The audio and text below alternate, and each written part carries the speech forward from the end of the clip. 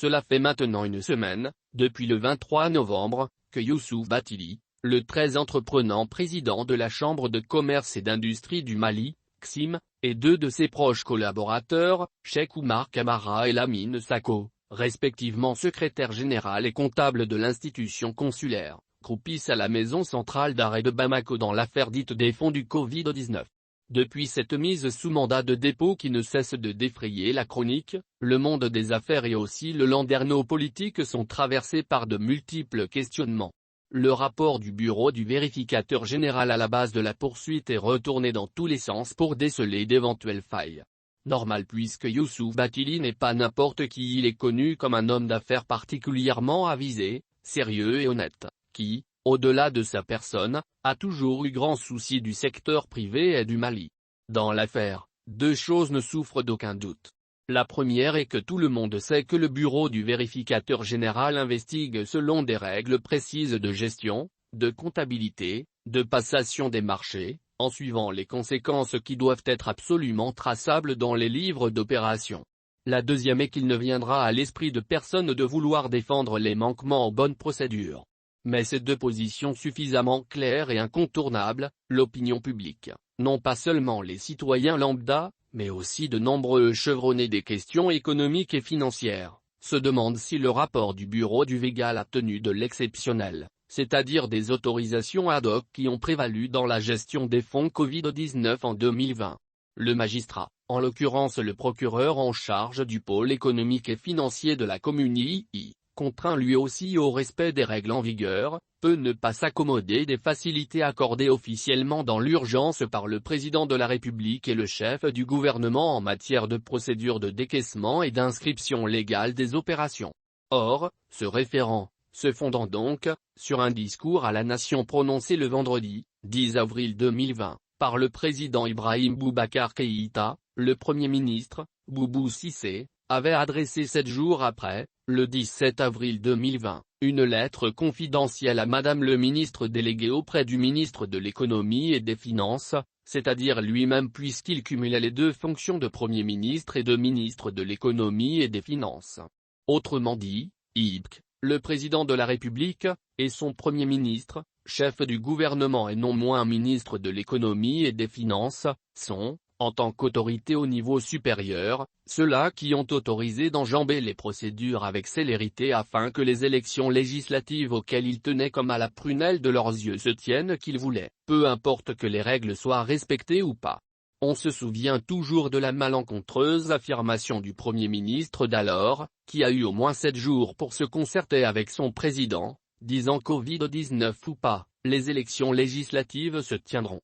Or, la lettre confidentielle du 17 avril 2020 mettait particulièrement l'accent sur l'exonération exonérée droits et taxes les produits sanitaires et pharmaceutiques entrant dans le cadre dans la lutte contre le Covid-19. Quand le président de la République et son Premier ministre, qui étant plus le ministre de l'économie et des finances ordonnent prestement l'exonération sur des produits dans un contexte particulier, ils en portent l'entière responsabilité. Ceux qui s'y conforment ne sont rien de moins que comme des soldats qui reçoivent des ordres particuliers. Or, selon l'opinion de beaucoup, il y a dans l'affaire une différence dans l'interprétation des règles de procédure de passation des marchés selon que l'on soit de la Chambre de commerce et d'industrie du Mali ou selon la rigueur de la démarche suivie par le bureau du Végal ou la perception non moins professionnelle du magistrat. Dans tous les cas, dès lors qu'il existe bien une instruction confidentielle autorisant l'exonération aux opérateurs engagés dans la lutte contre le Covid-19, il est difficile de faire l'impasse sur l'esprit de cette lettre confidentielle du Premier ministre qui est,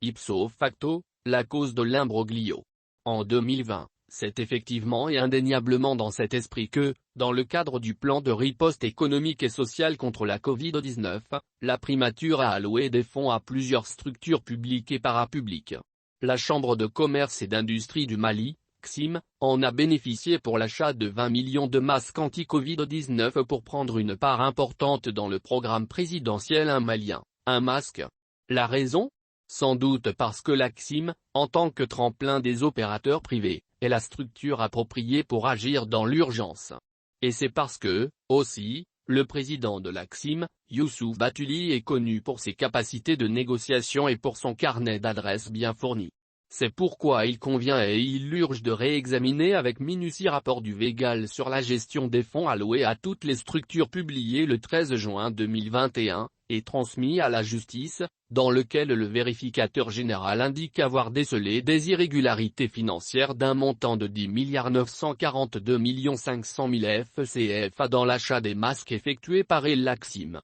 Ce qui a valu à Youssouf Bathily et à ses deux collaborateurs directs d'être convoqués par le pôle économique et financier de Bamako est ensuite placé en garde à vue, pour être finalement mis sous mandat de dépôt et envoyé illico d'Ardar à la maison centrale d'arrêt de Bamako. Il s'avère bien pourtant que les protagonistes dans cette affaire n'ont pas eu la même façon d'interpréter les règles de procédure de passation de marché de Laksim en raison, justement, d'une instruction confidentielle du chef de l'État et du chef du gouvernement. S'il y a méprise, voire différence d'interprétation, il importe d'éviter de commettre l'erreur judiciaire. Youssouf Bathily et ses collaborateurs peuvent être bien exhibés comme de formidables trophées dans la lutte contre la corruption et la délinquance financière, mais s'il s'avère demain que c'est dans la hâte qu'il n'a pas été tenu compte de l'exonération sur la base de laquelle ils ont agi, le préjudice, moral et social, sera énorme pour eux, et on aura brisé des acteurs innocents qui n'auront joué que selon une opportunité offerte par le président de la République et son Premier ministre.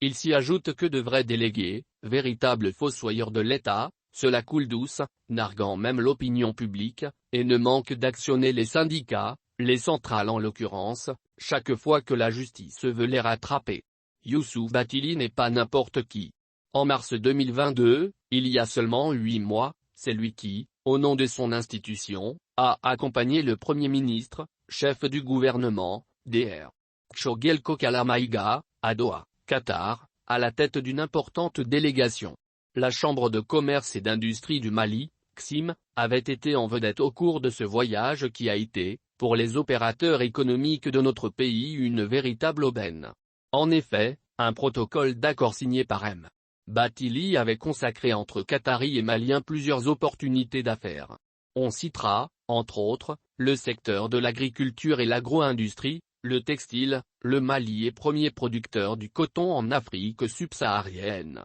l'élevage, Mali le cheptel occupe la deuxième place après le Nigeria en bétail sur pied, le commerce et les services connexes, les mines, le Mali est deuxième producteur d'or après le Ghana, les énergies, l'eau potable, le gaz, les industries manufacturières, les industries du bâtiment et des travaux publics, le tourisme et l'hôtellerie, les transports, les télécommunications, les services financiers, les caisses d'épargne et les banques, les nouvelles technologies de l'information, les industries artistiques et culturelles, le ciment dont le clinker, principale matière première, est disponible à ciel ouvert dans beaucoup de zones au Mali, la formation professionnelle, la liste n'est pas exhaustive.